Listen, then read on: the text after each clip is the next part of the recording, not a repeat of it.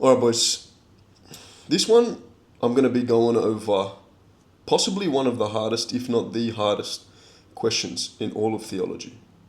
And I was reminded of this actually by a viewer. So somebody watched one of my past videos and commented, and we got into a little bit of a discussion.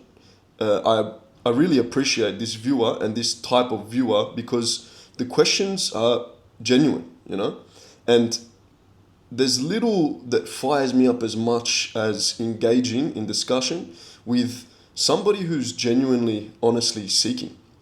So we're going back and forth, and then I was reminded of this question. One of the most difficult questions that exists in this entire topic of philosophy, theology, and logic and reason and morals and ethics.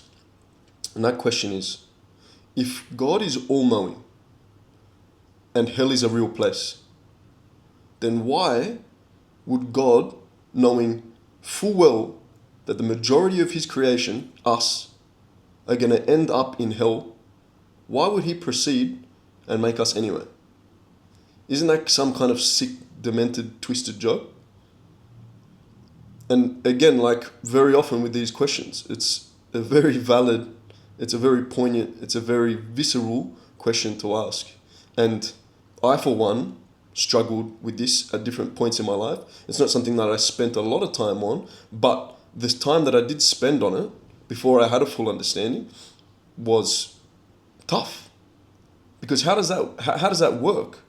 How have you got some being who's all-powerful, the triple O being, all-powerful, all-knowing, and ever-present, who decides intentionally to create us in his image?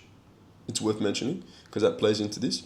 But create us knowing that the majority, if not vast majority of us, are going to end up rejecting him and then dealing with the consequences of that rejection, which is an eternity away from him, excluded from him, which is hell.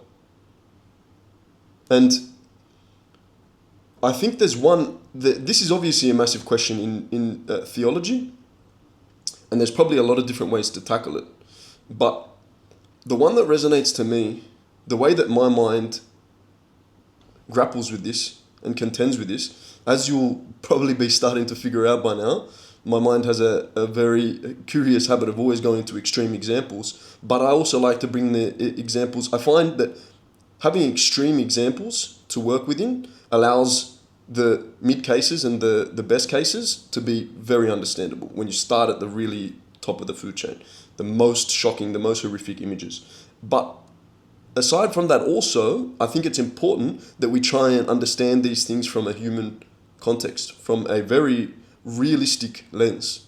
And I'll get into that now, the comparison. First, obviously, we're dealing with love. That's the prime mover here.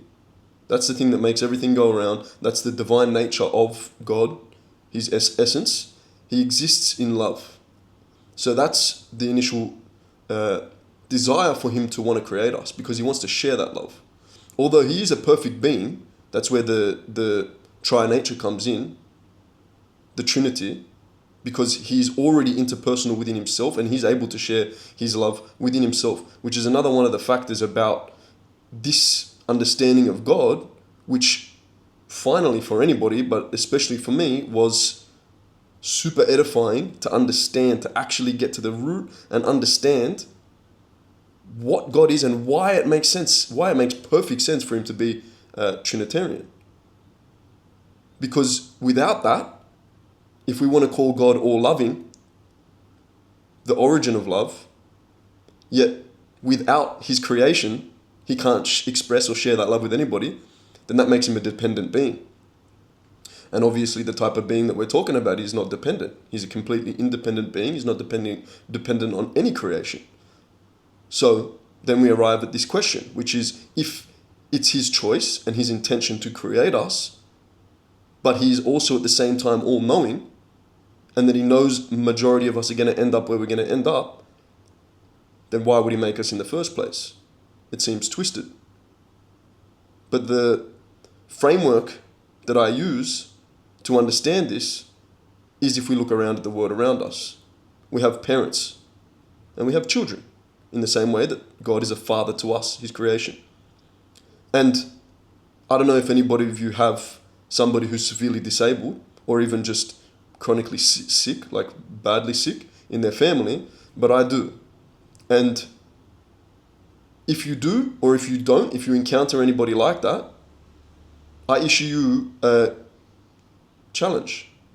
It's to ask that parent, the father or the mother or both, ask them if they could have the knowledge of everything that they know now, and their child would be severely disabled and live through immense suffering and torment, including them, because the parents have to care and actually go through all the suffering of their own child right along with them. So, but if you ask them this question, if you could go back in time with full knowledge of what you know now, would you abort the baby? Or, even further still, would you go back in time and stop the pregnancy from ever happening in the first place?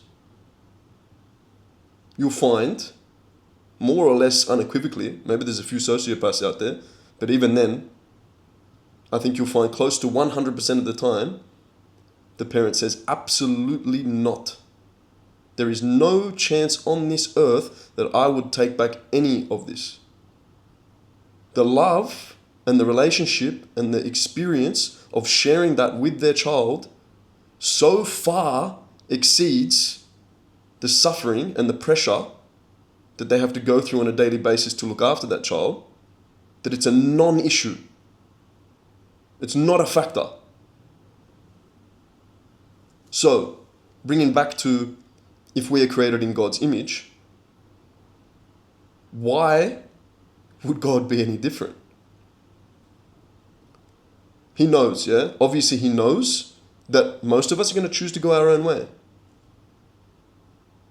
But is it so that the love and relationship and intimacy and joy that he has with the amount of us that choose him over the world must be so great in the same sense as a parent, taking care of a disabled child, that it is an absolute non-issue to consider taking that back or not embarking down that road to begin with. And I think that's about as poignant of a comparison as we can find. We did a little back and forth, and the commenter also asked me, yeah, but in the cases of incest, we know that there's a higher chance for kids to turn out with disabilities. And that's why we outlaw incest. And in a way, that seems like a fair point. But in another way, it's not, because incest is a whole nother category. That's a whole nother sickness in itself. So you're entering in one new factor, which is extremely troubling, and it's an abomination. So if you remove just that factor of incest, you can also play this experiment out on a deeper level, which is not just going back in time to remove the possibility of having a child that you know will be disabled, because there are actually countless, I don't know the actual number, but there are many families, parents who know, maybe they learned after the first child was born, but they know that their genetics are defective, and that they have a high likelihood in many cases, sometimes 50-50, and I'm sure that there's cases where it's even higher than that, that the child that they have is going to be disabled. Yet these families continue to have children. Not in all cases, but they do. And we're just flawed human beings. So I think that's the challenge for us, to try and grapple with such a question. Because in even our human nature, which is far from perfect, it's still preferable to share love and experience love and relation with family members and children and offspring than to forego that opportunity to avoid suffering, and in a lot of cases, immense suffering. It's a very, very powerful concept. And I think it ties together, even though it is still hard to grapple with. Don't get me wrong. I'm not sitting here pretending like I've got that in the bag and I fully can wrap my head around that. No, I'm not even a parent yet. And so I don't even know what it's like on the human level to sign up for such a thing, let's say. But I know from, again, like I have people in my family who have made this decision and would make this decision again, unequivocally. And there are countless people in the world who do this every day. So the takeaway is to ask ourselves the question, what does that say about love? What does that say about relationship? What does that say the power of that positive force to overcome the bad? And then what most people don't want to hear is then that falls back on us. Then we have to take responsibility again for our actions instead of just sweeping the God topic underneath the bed and pretending like because it doesn't make sense to our initial line of reasoning that we don't have to look at it and actually seek out this Creator as He tells us He expects us to do in His scriptures. So I'm going to leave it there. That's kind of a very impactful image that I want people to marinate on, and tell me if that lines up for you. I want to hear it. I want to hear your thoughts on that. Comment, and hopefully we can spur off many more interesting conversations like this as a result of that. As always, if you've got pushback, push back. But comment your thoughts. If there's some side tangents you want to see me go down, let me know. And as always, I will.